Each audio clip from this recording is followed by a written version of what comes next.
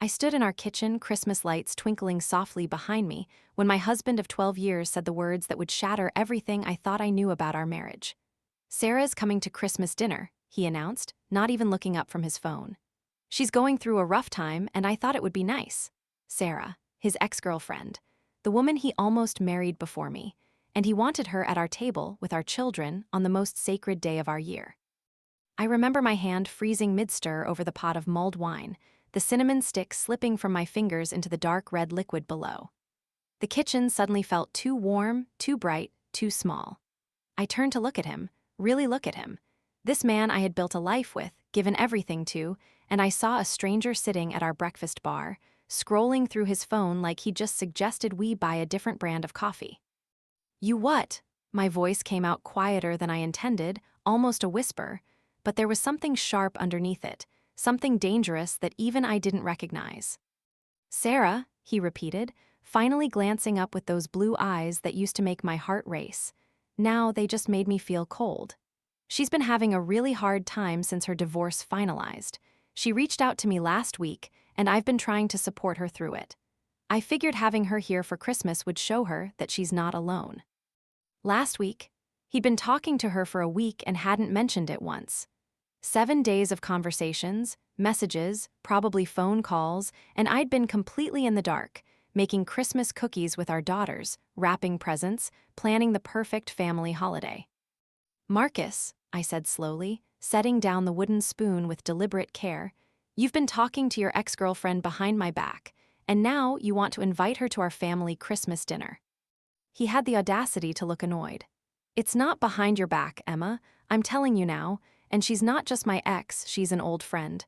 We dated over 15 years ago. It's ancient history." Ancient history. As if time could erase the fact that he'd proposed to her first, that she'd been his first love, his first everything. That he'd cried on our third date when he finally told me about her, about how she'd left him to pursue her career in New York, how he'd been devastated for years. "Our daughters will be here," I said, trying to keep my voice steady. "My parents are coming, your mother will be here, and you want to seat your ex-girlfriend at our table." "Why are you being so insecure about this?" He stood up now, walking toward me with that expression he wore when he thought I was being unreasonable, that mixture of patience and condescension that had started appearing more and more over the past year. "Sarah is going through a divorce. She's vulnerable and alone. I thought you, of all people, would understand compassion." Compassion. He was using my own values, my own kindness, as a weapon against me. This was the man who'd promised to love and cherish me, who'd held my hand through 2 difficult pregnancies, who'd sworn that I was his everything, his forever. But standing there in that warm kitchen with Christmas just 3 days away, I realized something that made my blood run cold. I didn't know this man anymore. Or maybe I never really had. "Fine," I heard myself say, "invite her." The surprise on his face was almost comical. "Really?" "Yes," I said, turning back to the stove, my hands trembling as I gripped the counter. "If it's that important to you, invite Sarah to Christmas dinner." He came up behind me, wrapped his arms around my waist, kissed my neck. "Thank you, baby. I knew you'd understand. This is why I love you. You have such a big heart." I stood there, rigid in his embrace, staring at the pot of mulled wine and said nothing. Because what I was thinking, what I was planning, couldn't be spoken out loud. Not yet. He had no idea what was coming next. That night, after Marcus fell asleep beside me, I lay in the darkness with my eyes wide open, listening to him breathe, this stranger in my bed. The Christmas lights from outside cast soft shadows across our ceiling, the same ceiling we'd painted together 8 years ago when we'd moved into this house, when we'd still laughed together, when he'd still looked at me like I was his whole world. I reached for my phone on the nightstand, the blue light harsh in the darkness, and opened the messaging app I rarely used anymore. My fingers hovered over the keyboard for a long moment before I typed a single name: David. My hands were shaking. I hadn't spoken to David in over a decade, not since I'd broken his heart to be with Marcus. David, who'd loved me completely, who'd wanted to marry me, who'd begged me not to leave when I'd met Marcus at that work conference and felt that stupid, chemical, irresistible attraction that I'd mistaken for destiny. I stared at his name and my contacts list, this ghost from my past, and something inside me cracked open. Not desire, I'd buried those feelings long ago. But a bitter, aching curiosity. What would Marcus think if his ex wasn't the only ghost at our Christmas table? But I didn't send the message. Instead, I deleted the draft and set down my phone, disgusted with myself. This wasn't who I was. I didn't play games. I didn't manipulate. I was Emma Hartley, mother of 2, dedicated wife, elementary school teacher, the woman who baked cookies for her neighbors and volunteered at the homeless shelter every Thanksgiving. Except that woman had been slowly disappearing for the past year, and I hadn't even noticed until this moment. I thought back to March, when Marcus had started coming home late from work, claiming important projects, big clients, career-defining deals. I'd believed him because I'd wanted to believe him, because doubt was uncomfortable and our life was comfortable. Our house was beautiful, our daughters were thriving, our social media feed was perfect. I remembered June, when he'd started going to the gym obsessively, losing weight, buying new clothes. Midlife health kick, he'd joked, and I'd supported him, proud of his dedication, ignoring the new cologne, the extra attention to his hair. I thought about September, when he'd become glued to his phone, smiling at messages, typing rapidly, then looking up with a guilty expression when he caught me watching. Just work stuff, he'd say, always work stuff. And now, December and Sarah. Beautiful, successful, newly single Sarah, who'd broken his heart all those years ago, who he'd never quite gotten over, who was apparently so important that he'd risk his marriage to play her savior. I turned my head on the pillow to look at him sleeping peacefully, his face relaxed, his breathing even. Did he know what he was doing? Was this calculated, or was he really that oblivious to how this would hurt me? The next morning, I woke up with a plan. Not revenge. I wasn't interested in revenge. I was interested in truth. I needed to know exactly what I was dealing with before Christmas dinner arrived. I waited until Marcus left for work, until our daughter's Emma Jr. Yes, he'd insisted on nomming her after me. The irony wasn't lost on me now, and Lily were at school. Then I opened his laptop, the one he left at home, the one he thought I didn't know the password to. But I did know it. It was Sarah 1989. The year they'd met. He'd been using variations of it for years, and I'd pretended not to notice, pretended not to care that his passwords always somehow circled back to her. My hands trembled as the screen unlocked. I'd never snooped before, never violated his privacy, and the shame of it sat heavy in my chest. But heavier still was the fear, the knowing that something was terribly wrong, that the foundation of my entire life was crumbling beneath me. I opened his email first. Nothing suspicious. Work correspondence, shopping confirmations, newsletters. Then I tried his messaging apps, but they were connected to his phone, which was with him.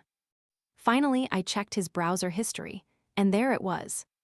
Pages and pages of Facebook messages to Sarah, going back not 1 week but 6 months. 6 months of daily conversations. Thinking about you. You were always the one who understood me. Sometimes I wonder what my life would have been like if you'd stayed. I miss what we had. My vision blurred. The words swam on the screen. I wanted to close the laptop, to unsee it, to go back to 10 minutes ago when I could still pretend. But I kept reading. Her responses were careful at first, friendly but distant. But gradually, over months, they warmed. I miss you too. My marriage fell apart because he wasn't you. Do you ever think about us? I made the biggest mistake of my life when I left. And then, 3 weeks ago, everything changed. I'm getting divorced. It's final next month. I can't stop thinking about what could have been. His response, sent at 2 in the morning while I'd been sleeping next to him, "Come home, come back to Boston. Let me help you through this. I need to see you." And her reply, "I'm already looking at flights. I need you, Marcus. I've always needed you." I slammed the laptop shut, my heart pounding so hard I thought I might vomit. This wasn't just old friends reconnecting. This wasn't compassion for someone going through a hard time. This was an affair, maybe not physical yet, but emotional, which somehow felt worse because it meant his heart was already gone. I sat there in our home office, surrounded by family photos on the walls, our wedding day, the girls as Bobbies, vacations and holidays, and all the moments I'd thought were building toward forever. And I made a decision. I wasn't going to confront him, not yet. I wasn't going to cancel Christmas dinner or throw Sarah out. I was going to let this play out exactly as Marcus wanted, because he needed to see what he was destroying. They both did. I opened my phone and started making calls. First, I called my sister Rachel, the only person in the world I trusted completely. "I need you to come for Christmas," I said without preamble, "and I need you to bring Michael." Rachel, bless her, didn't ask questions. She just said, "We'll be there, whatever you need."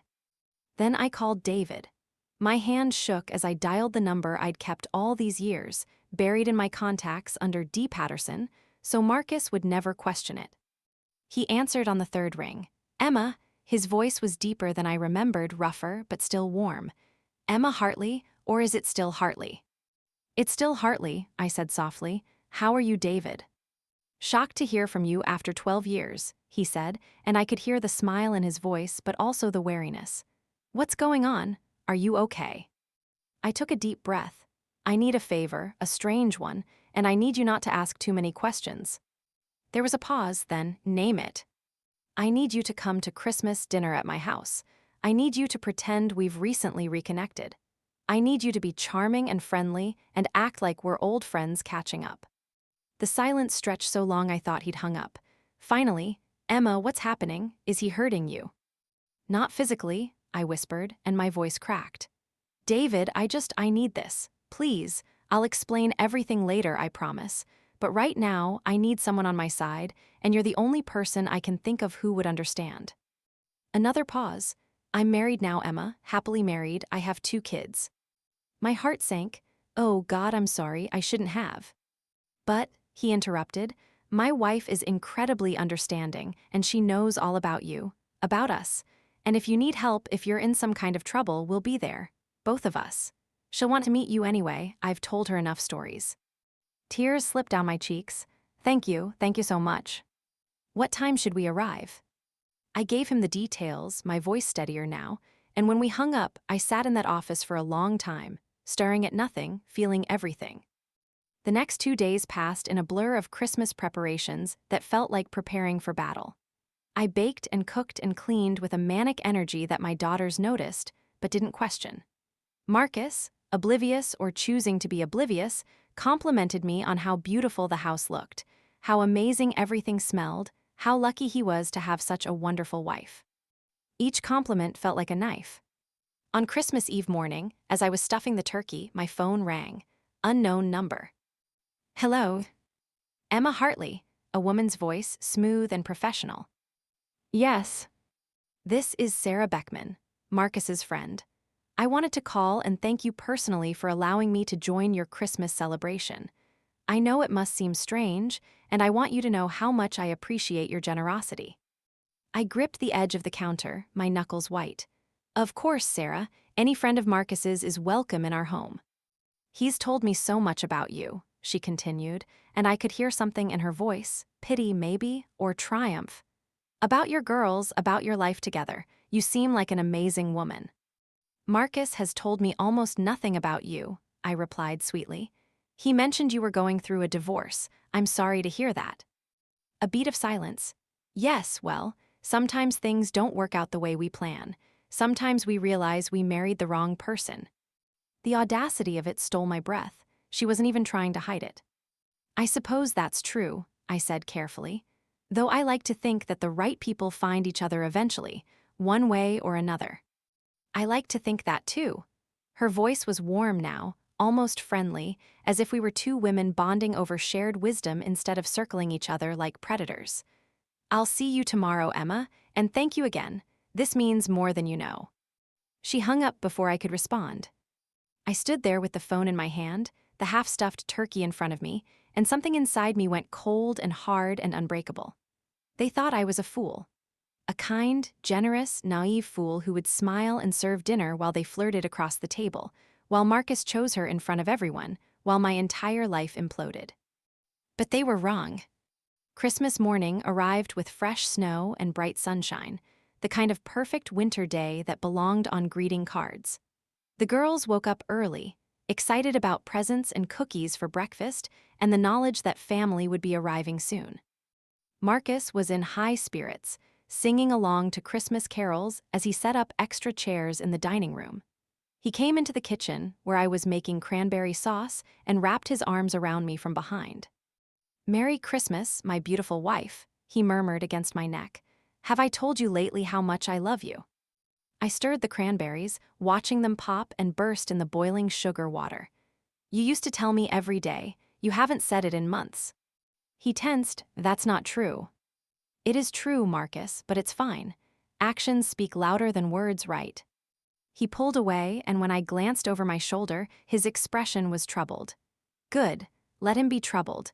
Let him feel even a fraction of what I'd been feeling. The doorbell rang at 2 o'clock.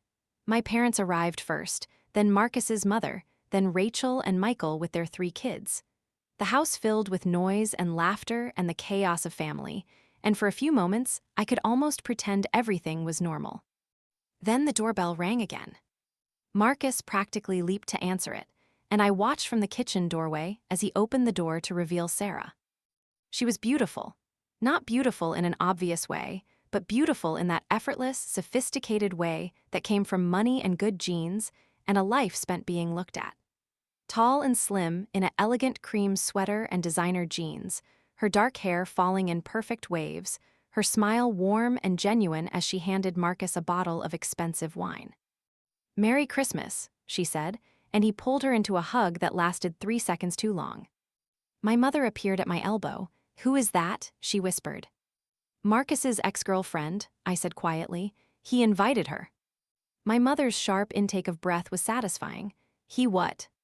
"It's fine, Mom, really." I squeezed her hand. "Just trust me, everything is going to be fine."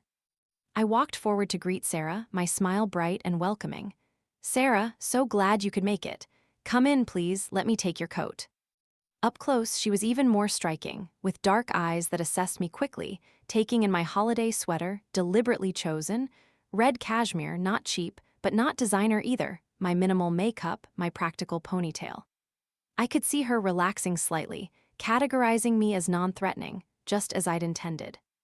"Emma, your home is gorgeous," she said warmly, "and something smells incredible." "Just Christmas dinner," I replied. "Nothing special. Marcus, could you get Sarah a drink? I need to check on the turkey." I retreated to the kitchen, aware of them standing close in the living room, aware of how easily they fell into conversation, how Marcus laughed at something she said, how my mother-in-law's expression had gone stiff with confusion. Rachel found me basting the turkey. What the hell is going on?" "Not now," I murmured, "but soon. Is David here yet?" "Who's David?" The doorbell rang again. I dried my hands, smoothed my sweater, and walked through the living room to answer it. I could feel Marcus's eyes on me, curious now, slightly suspicious. I opened the door to reveal David, older now, his sandy hair touched with gray at the temples, his shoulders broader, his face marked with the years that had passed since we'd last seen each other. Next to him stood a pretty Asian woman with kind eyes and a genuine smile, and between them, 2 children bundled in winter coats. "Emma," David said softly, and the way he said my name, with all that history and tenderness and old pain behind it, made my throat tight. "David," I pulled him into a hug, felt his arms wrap around me carefully, respectfully. "Thank you for coming. You have no idea what this means to me." "Anything for you," he murmured. "You know that." I pulled back and smiled at his wife. "You must be Jennifer. David has told me so much about you." She laughed. "All lies, I'm sure. It's wonderful to finally meet you, Emma. David speaks about you often, always fondly." "Emma," Marcus's voice came from behind me, sharp with confusion. "Who is this?" I turned, my hand still on David's arm. "Marcus, this is David Patterson. We dated before I met you. You might remember me mentioning him once or twice. We recently reconnected on social media and discovered we both live in Boston now. When I heard you were inviting an old friend for Christmas, I thought it would be lovely to do the same. David, this is my husband, Marcus." The look on Marcus's face was priceless. Shock, confusion, something that might have been jealousy. He recovered quickly, extending his hand, but I could see the tension in his shoulders. "Of course, nice to meet you, David, and your family." Likewise, David said evenly, shaking his hand with just a touch more firmness than necessary. Emma speaks very highly of you. You're a lucky man. I know I am, Marcus replied, his eyes finding mine, questioning, accusing. I smiled sweetly. Why don't we all come in? It's freezing out there. Dinner is almost ready. The next hour was a masterclass in tension that only a few of us could feel. To the children and most of the adults, it was a normal, if slightly crowded, Christmas dinner. But at the table, the currents ran deep and dangerous. I'd arranged the seating carefully. Marcus at the head of the table with Sarah to his right, close and intimate. Me at the other end with David to my left, equally close. Rachel across from me, watching with sharp, protective eyes. My parents and in-laws spread throughout, oblivious to the chess match happening around them. The food was perfect, I'd made sure of that. The turkey was golden and juicy, the sides were magazine-worthy, the wine flowed freely. Conversation ebbed and flowed around topics safe and familiar, the weather, the girls' school activities, upcoming plans. But underneath, the real conversation was happening in glances and loaded comments. Emma, this meal is incredible, Sarah said warmly. Marcus told me you were an amazing cook, but this is restaurant quality. Thank you, I replied. I've had years of practice, 12 years of making Christmas dinner actually.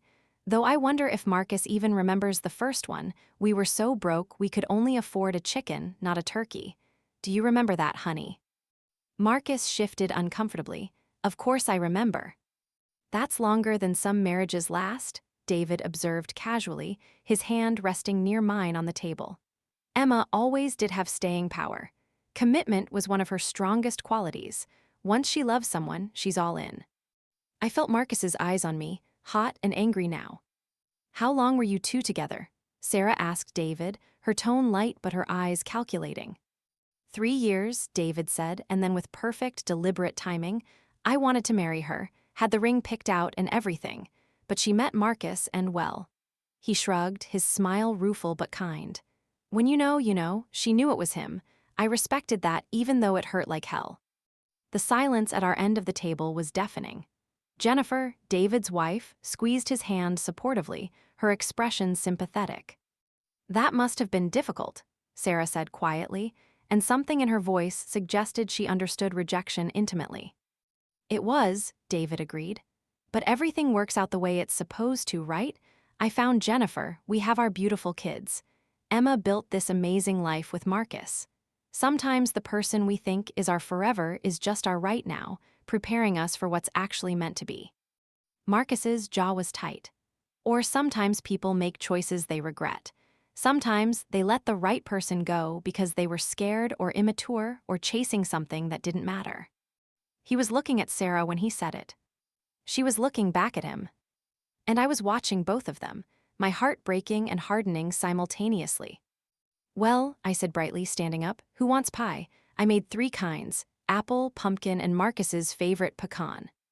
As I walked to the kitchen, I heard David say conversationally, Emma told me she makes your favorite pie every year.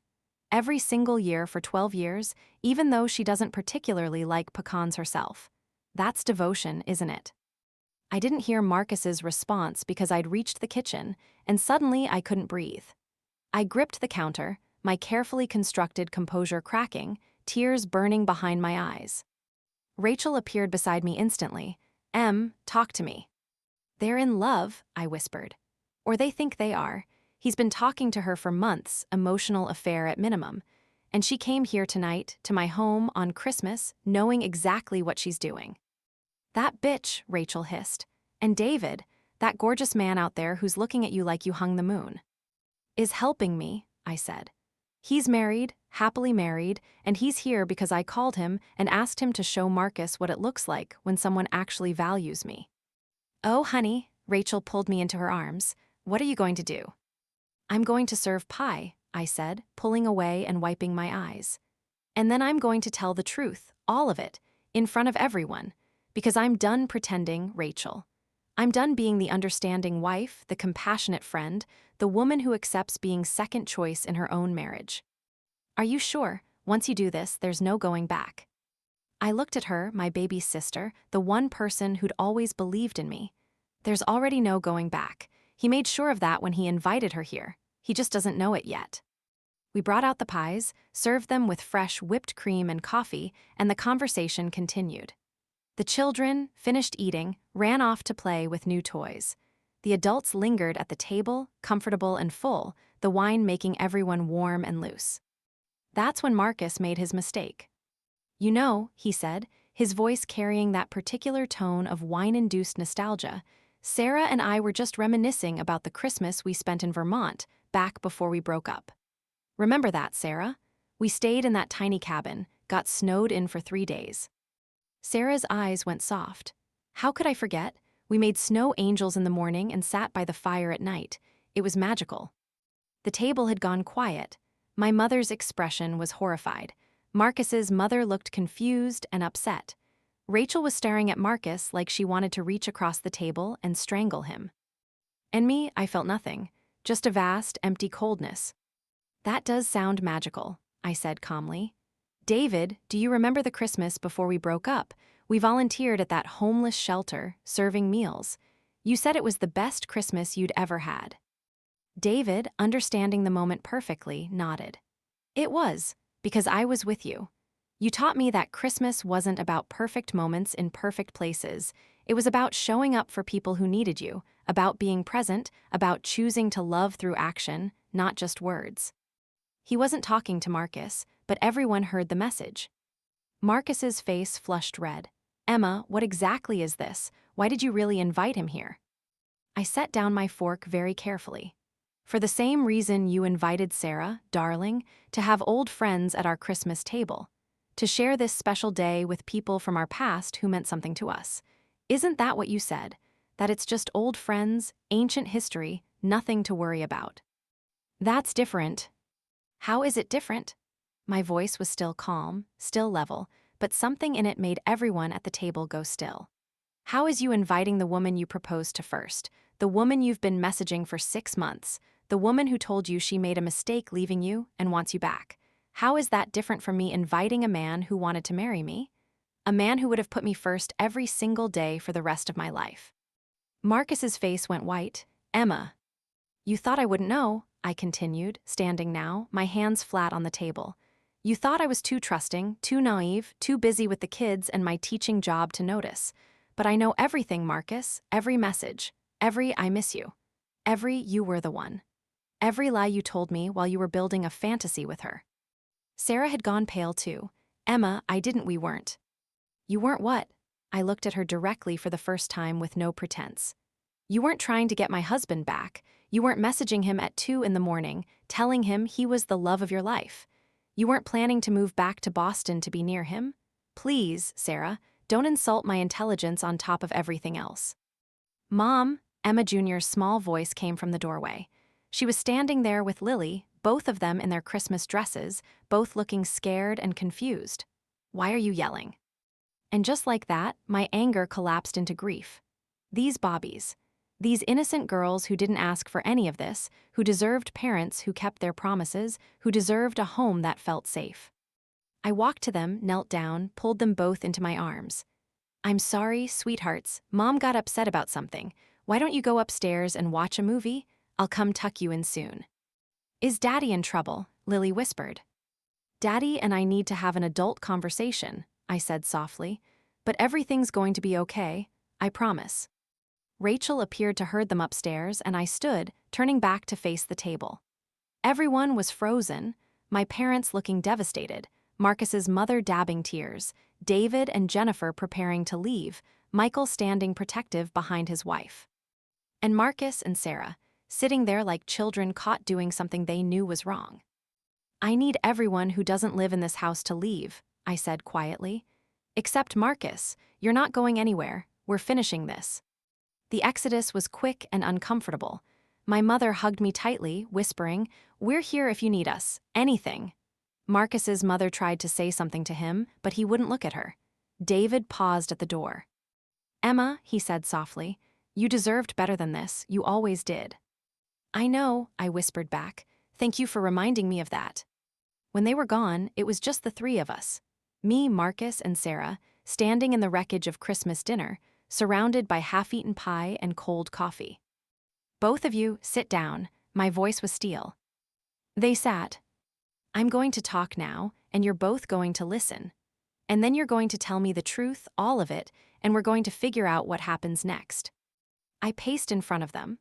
This man I'd loved for 13 years, and this woman I'd never met until today, but who had haunted the edges of my marriage like a ghost.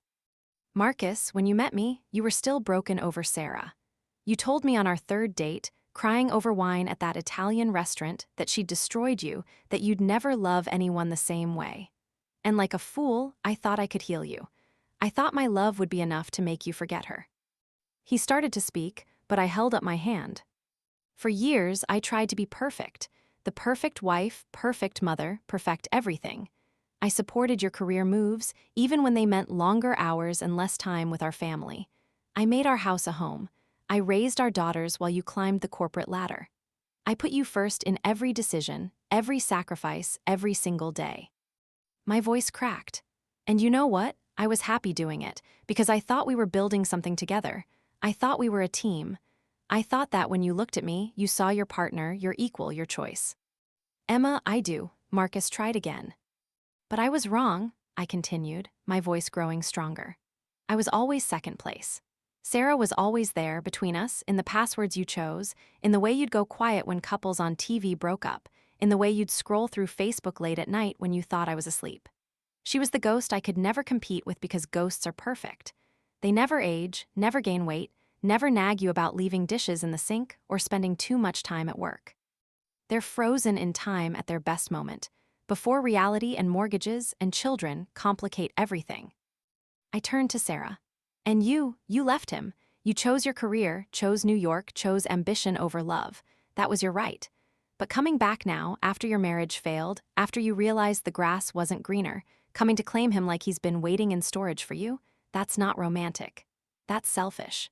That's treating both of us like we're supporting characters in your story instead of real people with real lives and real pain."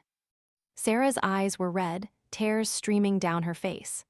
"I'm sorry," she whispered.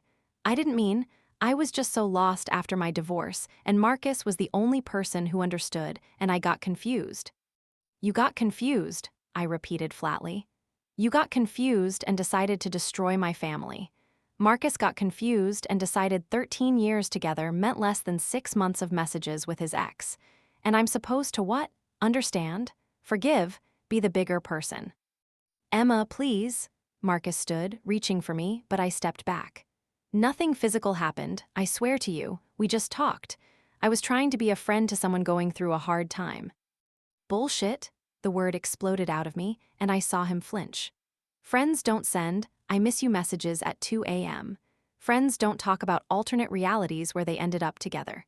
Friends don't plan romantic Christmas dinners and invite their ex to their family table. You were having an emotional affair, Marcus. You gave her your heart, your emotional energy, your attention, all the things you stopped giving me. So don't you dare stand there and minimize this, because you technically kept your penis in your pants." The crudeness of it shocked him. Good, I wanted to shock him. I wanted him to see me, really see me, as something other than the understanding wife, the safe choice, the consolation prize. "What do you want me to say?" His voice broke. "That I fucked up. That I was an idiot, I was. That I took you for granted, I did.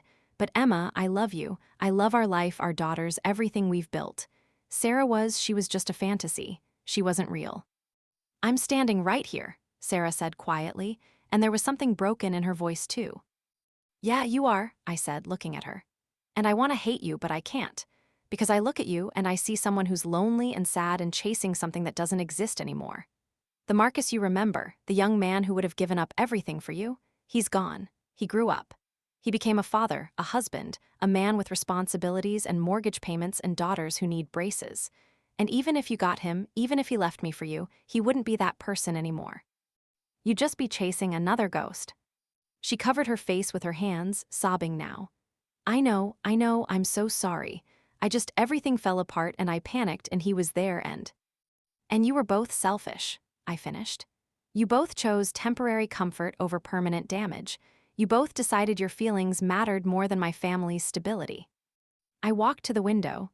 looking out at the snow falling softly in the darkness, the Christmas lights on the houses across the street twinkling cheerfully, oblivious to the devastation happening in this room. I thought about divorce, I said quietly, my back to them. I thought about lawyers and custody agreements and splitting our assets. I thought about being the wronged wife, the victim, the one who got sympathy and support and permission to hate you. I turned around, but then I realized something. This marriage has been dying slowly for a long time, not because of Sarah, she's just the symptom. It's been dying because we stopped choosing each other. You stopped seeing me, Marcus, and I stopped demanding to be seen. I made myself smaller and quieter and more accommodating, thinking that's what love was. But it's not. Love is supposed to be two whole people choosing each other every day, not one person disappearing while the other one looks for ghosts. What are you saying? Marcus's voice was barely a whisper. I'm saying I don't know if we can fix this, I said, and the words hurt coming out like swallowing glass. I'm saying I don't know if I want to, because even if Sarah wasn't in the picture, even if you never talk to her again, the damage is done. You showed me that I'm not enough for you, that there's a part of you that's always going to be looking elsewhere, wondering, what if, treating me like the safe choice instead of the choice. That's not true, he said desperately, moving toward me. Emma, you are the choice, you're my life. I was an idiot, but... Stop, I held up my hand. Sarah, you need to leave. Now, call an Uber, call a friend, I don't care, but you can't be here anymore. She nodded, standing shakily, grabbing her purse. At the door, she turned back. For what it's worth, Emma, he talks about you constantly, about how amazing you are, how lucky he is. I think I was jealous of that, of what you have, what I never got. Yeah, well, I said tiredly, be careful what you wish for. The fantasy is always better than the reality. When she was gone, it was just Marcus and me, standing in our dining room on Christmas night, 12 years of marriage hanging in the balance. What now? He asked. Now you sleep in the guest room, I said. And tomorrow, when the girls are at my parents' house, we're going to have a very long, very honest conversation about whether this marriage is worth saving. And Marcus, I need you to understand something. If we do try to fix this, if it's not going to be me earning my way back to being your first choice. It's going to be you proving to me that you're capable of keeping promises, of choosing me not just when it's convenient, but when it's hard. You're going to have to do the work. Not me. I'm done sacrificing pieces of myself to hold this together. He was crying now, really crying, and part of me wanted to comfort him, to fall back into old patterns of caretaking and understanding. But I didn't. I stayed where I was, separate, alone, but finally whole.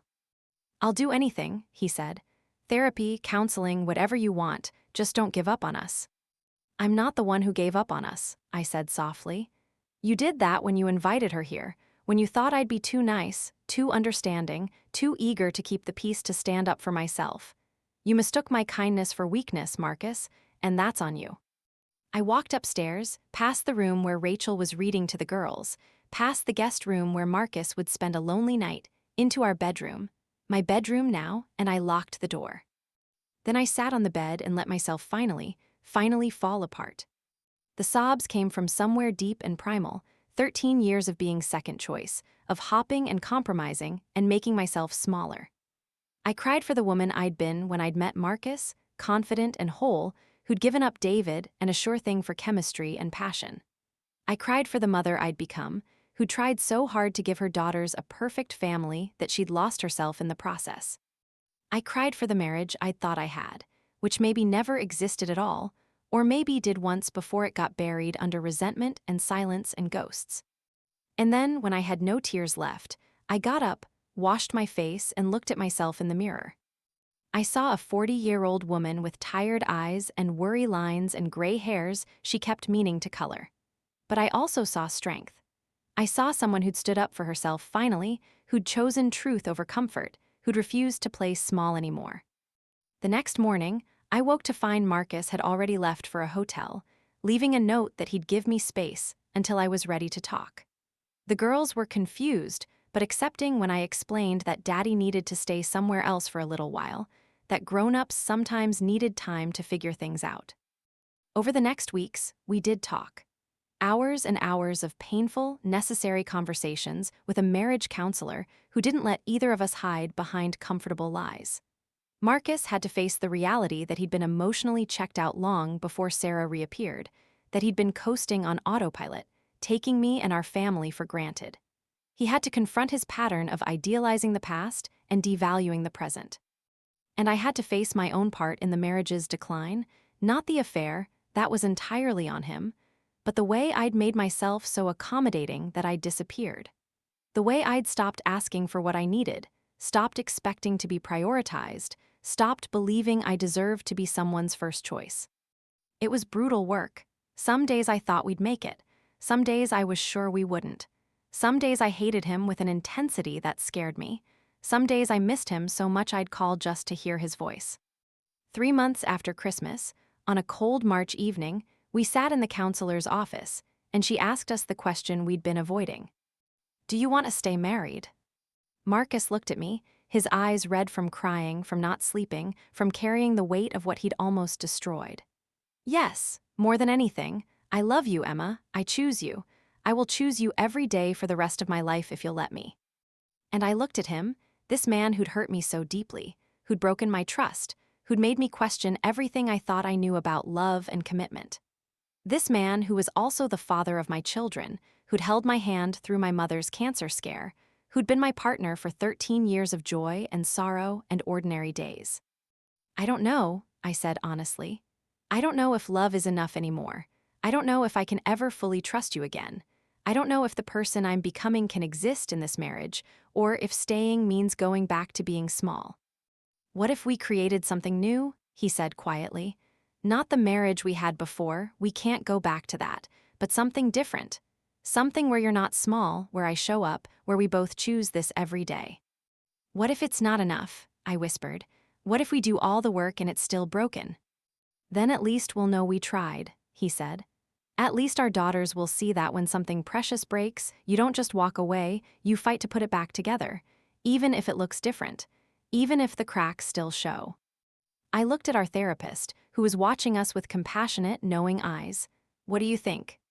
"I think," she said carefully, "that you're both doing the hard work of being honest. And I think that whatever you decide, you'll survive. You're stronger than you know, Emma. Both of you are. But the question isn't whether you can save this marriage, it's whether you want to." Did I want to? I thought about David, about how his wife had looked at him with such trust and love, how they'd built something solid and sure without ghosts between them. I thought about being single at 40, starting over, dadding, co-parenting, splitting holidays. But I also thought about Marcus, about how he'd moved back home 2 weeks ago and got up every morning to make the girls breakfast, giving me time to sleep in. How he'd started reading the parenting books I'd been asking him to read for years. How he'd quit his job and found a new one with better hours, prioritizing family time over career advancement. How he'd sent Sarah a final message, which he'd shown me, telling her to never contact him again, that he'd made his choice and it was his family.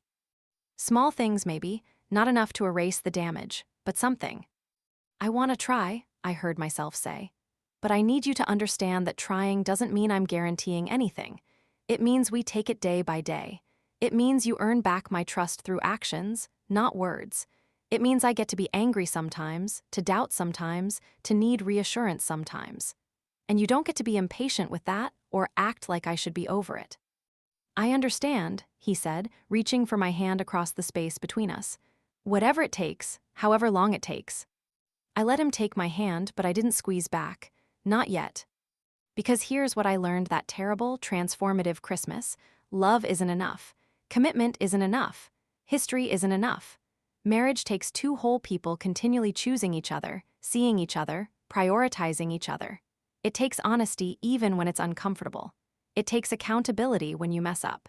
It takes the courage to demand more than scraps and crumbs of attention and affection. 6 months later, we're still together, still working. The girls are happier with us both present and trying than they were with us both checked out and pretending. Marcus and I have date nights now, actual scheduled time where we talk and reconnect. I've started painting again, something I gave up when the girls were born. I've stopped making myself small. Is it perfect? No. Do I still have hard days where I remember everything and want to rage? Yes. Do I trust him completely? Not yet. Maybe never fully again. But we're building something new from the ruins of what broke. Something more honest, more intentional, more equal. I saw Sarah once a month ago at a coffee shop downtown. She looked good, lighter somehow, less desperate.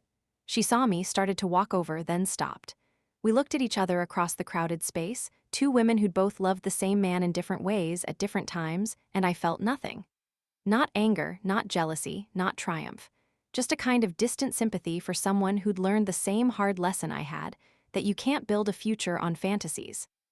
I nodded at her, she nodded back, and we both went on with our separate lives. As for David, he sent me a card a few weeks after Christmas. It said simply, "You're brave, you're strong, you deserve to be chosen. Every day, don't settle for less." I keep it in my drawer and look at it on hard days as a reminder. Because that's the thing about heartbreak. It doesn't kill you. It cracks you open, sure, leaves you raw and vulnerable and questioning everything. But if you're lucky, if you're strong, if you refuse to make yourself small in the name of keeping peace, it also shows you what you're made of. I'm made of something tougher than I thought. Something that can hold truth and pain and love and anger all at once. Something that can look at broken things and decide which ones are worth fixing and which ones need to be left behind. My marriage might make it might not, but either way, I'll be okay. Because the person I lost that Christmas wasn't Marcus. It was the version of me who believed that being chosen once meant being chosen forever. Who believed that sacrifice and accommodation were the same as love. Who believed that speaking up meant being difficult. I found her again in that moment when I stood up in front of everyone and told the truth. When I decided that my dignity mattered more than keeping peace. When I finally put myself first. And that person, she's here to stay. So if you're reading this, if you're in a marriage where you feel invisible, where you're always accommodating, always understanding, always making yourself smaller to fit into someone else's vision of partnership, please, hear me, you deserve more. You deserve to be someone's first choice, their priority, their partner. Not their backup plan, not their consolation prize, not their safe option while they fantasize about someone else. Demand more, expect more, and if you don't get it, have the courage to walk away. Because settling for crumbs when you deserve the whole feast doesn't make you kind or understanding or mature. It makes you complicit in your own diminishment. I learned that the hard way, on a Christmas when my husband invited his ex to dinner and had no idea what was coming next. What came next was me, choosing myself, finally. And that's the only happy ending I need.